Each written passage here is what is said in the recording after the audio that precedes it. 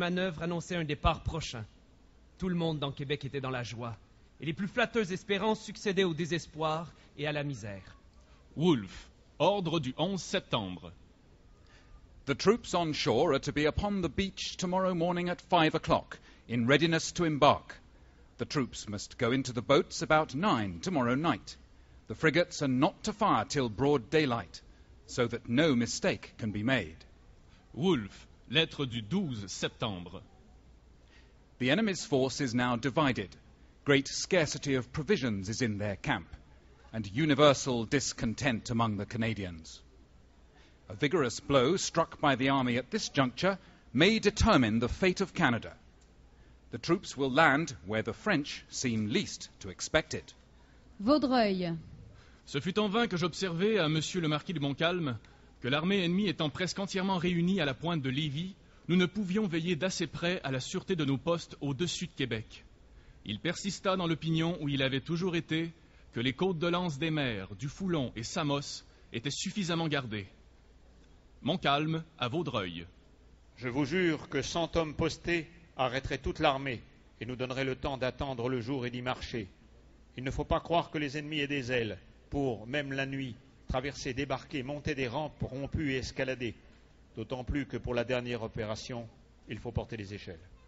13 septembre 1759. Marie de la Visitation. Après avoir été près de 3 mois à se morfondre au port, sans oser s'exposer à une seconde attaque, nos ennemis prenaient le parti de s'en retourner, n'espérant plus réussir dans leur entreprise. Mais le Seigneur, dont les vues sont impénétrables et toujours justes, inspira au général anglais de faire encore une tentative avant son départ. Il la fit de nuit, par surprise. Un militaire. Il était 4h07 quand le détachement percusseur mit pied à terre à l'Anse de Foulon. Un citoyen. À la pointe du jour, les ennemis ont débarqué à l'Anse des Morts. Le factionnaire ayant entendu nager a crié « Qui vive ?» Et on a répondu en bon français « Provision ». Et on a pris cela pour argent comptant. D'autant qu'il devait passer des bateaux chargés de vivres, et l'ordre ayant été donné pour ne pas tirer dessus. Les ennemis ont donc débarqué aussitôt, au nombre de 1800 hommes. Ils ont aussitôt monté la côte, et en très peu de temps ont pénétré chez Borgia Levasseur, et se sont emparés de la maison et de la grange. Les Canadiens y ont accouru, et se sont beaucoup fusillés. Mais comme le nombre des ennemis augmentait de moment en moment, nos miliciens tiraient d'un côté et d'autre, sans faire un corps capable de tenir aux ennemis. Enfin, sur les 8 ou 9 heures, M. de Montcalm, ayant été averti, y est accouru avec quelques troupes et s'est allé poster au-dessus de la porte Saint-Louis, en attendant le reste des troupes et Canadiens. M. de Montcalm, impatient que son monde ne venait pas, ignorant que M. de Vaudreuil les faisait arrêter au pont de la Petite Rivière, quoiqu'il n'eût tout au plus que 2500 ou 3000 hommes, il prit la résolution d'aller attaquer les ennemis. Vaudreuil.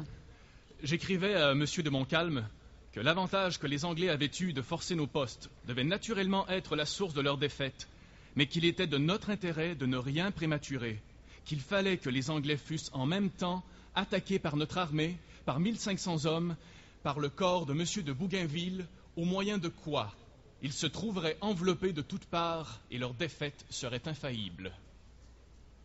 Un citoyen.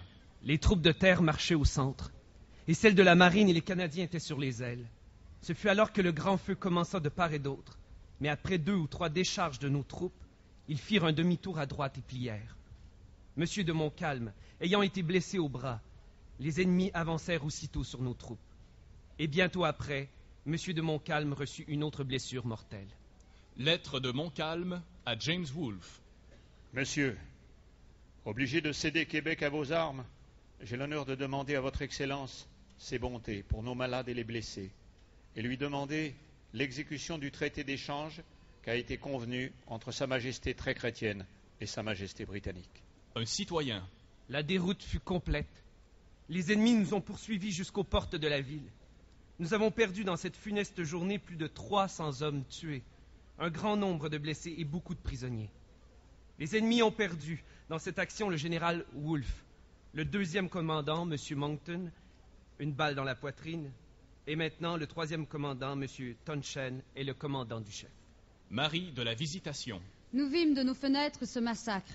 C'est là où la charité triompha et nous fit oublier nos propres intérêts et les risques que nous courions à la vue de l'ennemi. Nous étions au milieu de morts et de mourants que l'on nous amenait par centaines à la fois, dont plusieurs nous touchaient de très très près. Il fallut ensevelir notre juste douleur et chercher à les placer. Exposés à la fureur du soldat, nous avions tout à appréhender. Un citoyen. Pendant l'action, M. de Vaudreuil apparut sur la côte.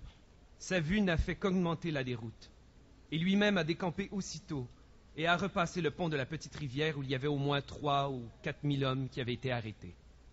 Partis du régiment de Languedoc, des troupes de la marine ont rentré dans la place. Le reste des troupes et Canadiens ont resté à la redoute du passage. On s'attendait qu'on allait reprendre haleine et qu'on ferait approcher M. de Bougainville, qui avait 2000 hommes avec lui, qui était aux côtés du Cap Rouge, et qu'aussitôt que tout serait rallié, on reprendrait dès le soir ou le lendemain matin ou plus tard. Mais non. Au contraire, lorsque M. de Bougainville se fut approché, il fit dire à M. de Vaudreuil qu'il attendait ses ordres pour attaquer les ennemis. M. de Vaudreuil lui donna ordre de se retirer avec son monde à Sainte-Foy, et à 9 heures du soir, il donna l'ordre pour partir de Beauport, abandonnant toutes les tentes, équipages, munitions et vivres, comme s'il eût été poursuivi par une armée de 20 000 hommes. Marie de la Visitation. La perte que nous venions de faire fit prendre le parti à M. le marquis de Vaudreuil, gouverneur général de la colonie, d'abandonner Québec. Les ennemis ayant formé leur retranchement et dressé leur camp à la porte principale, et leurs vaisseaux fermant l'entrée du côté du port, il était impossible d'y porter secours. Un citoyen. M. de Lévis est arrivé, et décidément il a été résolu de réattaquer les ennemis. Et M. de Bougainville, avec 1500 hommes, s'avançait pour entrer dans la place. Il s'est rendu à un lieu de distance lorsqu'il a appris par un courrier que M. de Ramsay avait capitulé.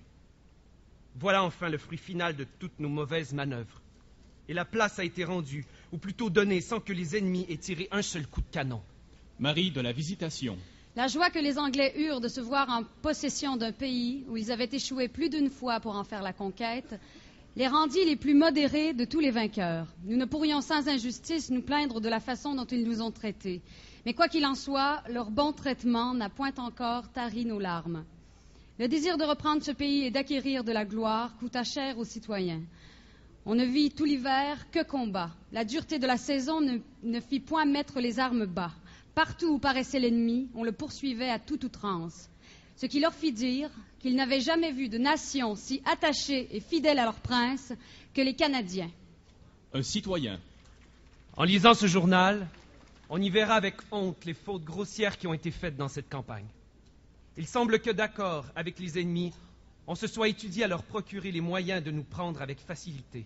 Rien ne nous le prouve mieux que l'action du 13 ainsi que la reddition de la place le 18. Ce sera à jamais des témoins injurieux contre les armes de la France. Je ne vois plus lieu de nous rendre à nous-mêmes. Il n'y a qu'une bonne et heureuse paix qui peut nous procurer cette douce et agréable tranquillité. Je la souhaite de tout mon cœur, pourvu que ce soit la sainte volonté de Dieu. Amen. Merci.